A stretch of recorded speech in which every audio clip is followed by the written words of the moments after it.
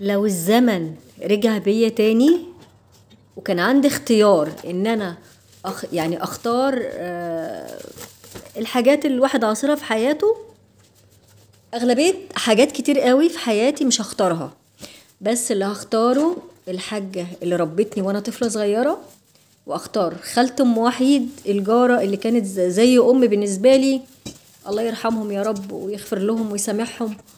وهختار مين تاني؟ واختار متابعيني اللي دايما بيدوني طاقة ايجابية ودايما بيدعولي ودايما بيطبطبوا عليا. وهختار مين كمان؟ مش هختار حاجة تاني، مش هختار امي ولا ابويا ولا ناس كتير عرفتهم في حياتي. مش هختار دول خالص نهائي. احتمال بس ممكن اختار اخويا احمد، الله يشفيه يا رب، يشفيه ويعافيه، لانه احن بني ادم في الدنيا. بس مش هختار حد تاني يعني. المهم يا حلوين يا امارات يا شربطات، بشكركم جدا جدا على كل كلامكم الجميل وكل دعواتكم. ربنا يستركم في الدنيا والاخره. طبعا انا جيت الشغل هنا اول يوم ليا شغل بعد التعب، تقريبا بعد التعب، مش فاكره. لا ده تاني يوم. بطلي نصب يا نصره.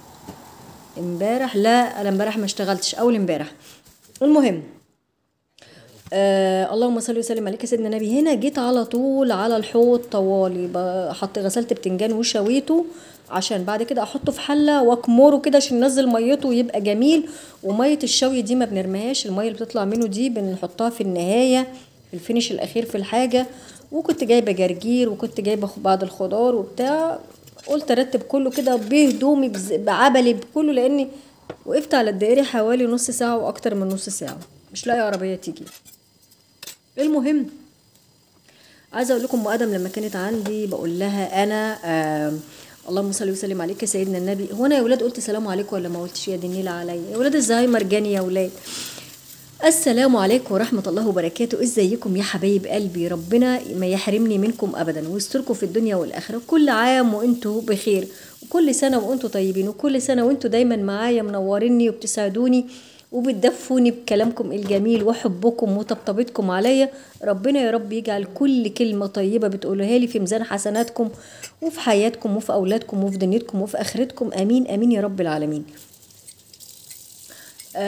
عايزة أقول لما كانت بنتي عندي مش عرضت عليها، كنا بنتناقش وبقول لها يا أم آدم أنا عايزة اشتغل في رمضان، يعني في موائد الرحمن. اشتغل في موائد الرحمن. قالت لي ايه؟ قالت لي يا ماما دي شبهة. شبهة ليه؟ يعني ايه شبهة؟ هو ده الكلام اللي دار بيني وبين بنتي، وقعدنا في شوية جدال ان انا يعني اشتغل في موائد الرحمن، اشتغل بدون. المهم دلوقتي الوصفة دي عايزة اقول لكم بقالي شهر عايزة اعملها لكم، ركزوا فيها لان دي اهم حاجة في الفيديو. اهم حاجة، اول حاجة انا معايا معلقة من كزبرة وفلفل اسود وكمون حصى مش مطحون. بنحمصه كده عشان تطلع ريحته الجميلة والرطوبة تطلع منه. ولازم لازم لازم المكون الجديد يا ولاد، انا هسجل البراءة اختراع يا حبايب قلبي، هسجل براءة الاختراع ده يا بنتي انت وهي يا بيت يا حلوة انت وهي. ده حصري ومصري. شايفين ده ايه؟ ده ورق ايه؟ ورق الليمون؟ لا ده ورق اللهم صل وسلم عليك سيدنا النبي. ورق الليمون، ورق شجرة ليمون. جبت منها الورق واكلت ورقة، لقيت ان الورق مش مر، جميل بالعكس، وريحته جميلة وكله من الطبيعة. جبت الورق غسلته زي ما انتم شايفين كده، وخدت الخضار ده كله مع شوية جنزبيل ومع فلفل حراق ومع فلفل رومي ومع روس الكزبرة. الكزبرة بعدنها بروسها كده، شايفين الروس اللي احنا بنقطعها ونرميها دي؟ لا دي ما نرميهاش، ناخد روس الكزبرة والكزبرة برضو كله ونغسله، وتوم وفلفل حراق وفلفل رومي. والحراق ده براحتكم يعني، يعني مش لازم عشان الاكله بتبقى حراق فنموت نفسنا، لا، الحراق بالمعقول براحتكم زي ما انتوا عايزين. وتوم صحيح، يبقى عندنا توم وكزبره وقشر الليمون وجنزبيل فريش وتوم فريش وفلفل فريش وكزبره خضراء بجذور بتاعتها نغسلها بس من التراب، والتوابل المتحمصه دي. كل الحاجات والمحتاجات دي كلها خدناها في وبصلايه حمراء قطعناها. كل الاشياء والمشيئات دي اللهم صل وسلم عليك سيدنا النبي خدناها كده في البتاعه. وكانت البتاعه معصلجه شويه لانها صغيره الكبه دي، فرشتها بشويه ميه كده والدنيا مشيت. طحنا المكونات دي كلها، المكونات دي كلها خلطة الكاري ابتكار نصرة نصرة نصرة نصرة. ايوه امال ايه، هو انا قليله في السوق ولا ايه؟ قليله في السوق، هو انا قليله في المطبخ ولا ايه يا جماعه؟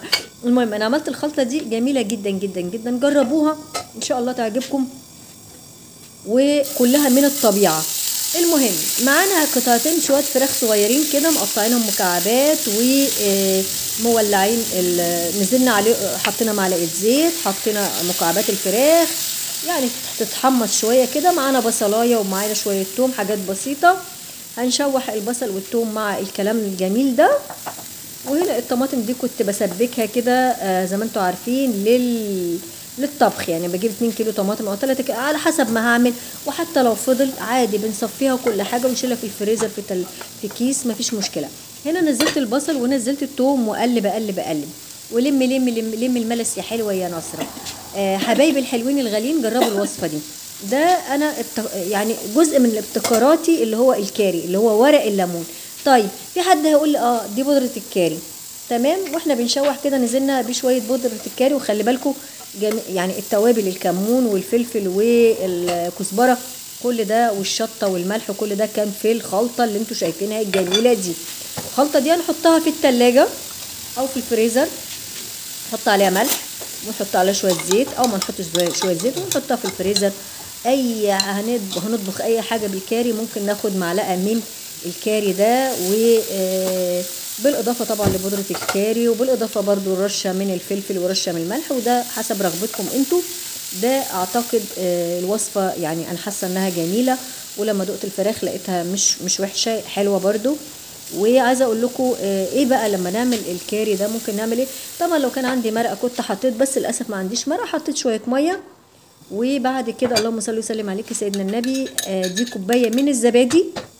طبعا حته الزبادي او اللبن الرايب، يا زبادي يا لبن رايب يا كريمه يا ايه يا لبن جوز الهند، اي حاجه من منتجات الالبان، اي حاجه دوبنا فيها نص معلقه من الدقيق، لان كميه الفراخ اللي انا عاملها قليله، فدوبنا نص كوبايه من نص معلقه قصدي من الدقيق في كوبايه الزبادي، وحطينا عليها، وده كان في الاواخر، او يعني فاضل 5 دقايق وتخلص. والخضار اللي كان عندي ده كان خضار فروزن. انا طبيعه البسله والجزر لازم اشطفها بميه سخنه، لان بحس ان طعمها بيبقى افضل. بس وبحط الخضار بتاعنا ده معاها اللي هو البسله والجزر، وبتقعد 5 دقايق 10 دقايق وخلص الكلام. ودي اسرع اكله بالنسبه للفراخ بالكاري، انها رائعه يا ساده، جربوها، ابتكارات نصره. ولو قلتولي يا نصره ورق الليمون فين، انا طلعت على شجره، لا انا كانت في شجره جنب الشغل خدت منها، لكن انتوا ممكن تجيبوها من عند العطار، ورق الليمون ممكن تجيبوه من عند العطار، تمام. اتمنى تكون الوصفه عجبتكم، لاني انا دايخه 7 دخات بقالي اسبوع او اسبوعين عايزه اعملها، وما بيبقاش في اي وقت، والله ما بيبقاش اي وقت ابقى واخده. وعلى فكره انا جايبه المكونات كلها معايا الشغل عشان اعمل لكم الوصفه دي، يعني جبت الزنجبيل والخضار والتوابل والبتاع كل ده جايباه من عندي من البيت عشان اعمل لكم الوصفه دي قصادكم، عشان ما بيبقاش في وقت اعمل في البيت، بروح اخر النهار فما بيبقاش في وقت، تمام. بس قولوا لي بقى ايه رايكم في الوصفه الجميله دي. المهم عايزه اقول لكم اللهم صل وسلم عليك سيدنا النبي. هو انت ليه يا نصره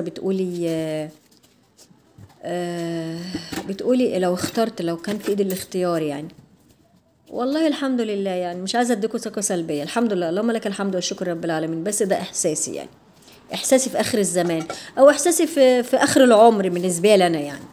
المهم عايزه اقول لكم انا كنت قاعده، طبعا بنتي كانت عندي اليومين اللي فاتوا وقالت لي كنا بندردش مع بعض، فبقول لها يا أوشا أنا عايزة يعني أشتغل في موائد الرحمن في رمضان، ومش اشتغل يوميا، هو مثلا ممكن يكون يوم في الاسبوع على حسب ظروفي، او يومين على حسب يعني مش هعمل مواد رحمن يا جماعه، اشتغل اللي هو انت تشاركي بصحتك، يعني بتطبخي بتعملي بمجهودك يعني. انا ما اعرفش حد بيعمل مواد رحمن، بس انا اقترحت عليها كده، يعني كنا بندردش وقلت لها الكلام ده، قلت لها نفسي اشتغل في موائد رحمن وكده، وقلت لها ممكن كمان اصور فيديو مره وانا بعمل. قالت لي بصي يا ماما، حته شغل في موائد الرحمن دي حاجه جميله، ان انت اصلا تعملي الخير بمجهودك وبصحتك من غير اي مقابل. لكن حتة ان انت تصوري دي بتبقى فيها شبهة، لانك انت بيبقى يعني خلي الحاجة اللي ممكن الانسان يعملها خالصة لوجه الله. قلت لها حبيبة قلبي طب ما هما يعني انا سمعت الشيخ بتقول الخير بنعمله في العلن وبنعمله في الدرة. يعني قالت لي يا امي يعني انت هتاخدي ايه من الدنيا؟ هتاخدي ايه يعني لما تعملي وتصوري في القناة؟ ايه اللي هتاخديه يا امي يعني؟ على ايه يا امي؟ ملهاش اي لازمة ولا شيء يا امي. يعني انت عايزة تقولي يعني، او هي قالتها تقريبا، يا امي يعني انت احنا في الاواخر هتعوزي ايه؟ لو انت تقدري ان انت تعملي خير لا اعمليه في الدرة، اعمليه في الدرة يا امي. تكسبي رضا ربنا سبحانه وتعالى، وما تعمليش حتة ان انت تطبخي او تروحي موقد رحمن وتصوري في القناة وبتعملهاش لازمة. تتكلمت كلمة ضحكت ضحكة مش عارفة ايه يعني، خليها بلاش حتة الشبهة ديت. وفعلا انا مقتنعة برأي بنتي وبكلام بنتي، لان فعلا يعني فعلا انت لما هتعملي كده يعني الناس هتقولك يعني برافو ما شاء الله كتر خيرك جزاك الله كل خير. طب ماشي، طب وبعدين يعني انت فعلا يعني انا بتكلم عن نفسي، يعني لو الانسان قادر ان هو يعمل حاجة خير يعملها في الخفاء، لان فعلا انا بتكلم عن نفسي يعني فعلا ما فيش وقت ان الواحد فعلا هيصور ايه يعني؟ هيصور ان هو بيطبخ لموائد الرحمن؟ يعني مش شايفه ان لها لازمه. وفعلا انا مقتنعه براي بنتي. بس قولوا لي انتوا ايه رايكم في الكلام ده؟ ومش عارفه اقول لكم ايه والله. بجد انا بشكركم جدا جدا جدا على كل كلامكم الجميل وكل دعواتكم وكل تشجيعكم ليا. ربنا يدومكم في حياتي نعمه. وببقى عماله اضحك وانتوا بتقولوا يا خالتي نصره في اعلانات، يا خالتي نصره مفيش اعلانات، يا خالتي نصره مش عارفه ايه. ده دليل ان انتوا بتحبوني وبتبقوا مشغولين بيا وبتبقوا قلقانين عليا ونفسكم ان انا استفاد من كل حاجه بعملها. بجد والله العظيم ربنا فعلا يدومكم في حياتي نعمه. بشكركم جدا جدا جدا. اشوفكم على خير ان شاء الله في فيديو جديد، والسلام عليكم ورحمه الله.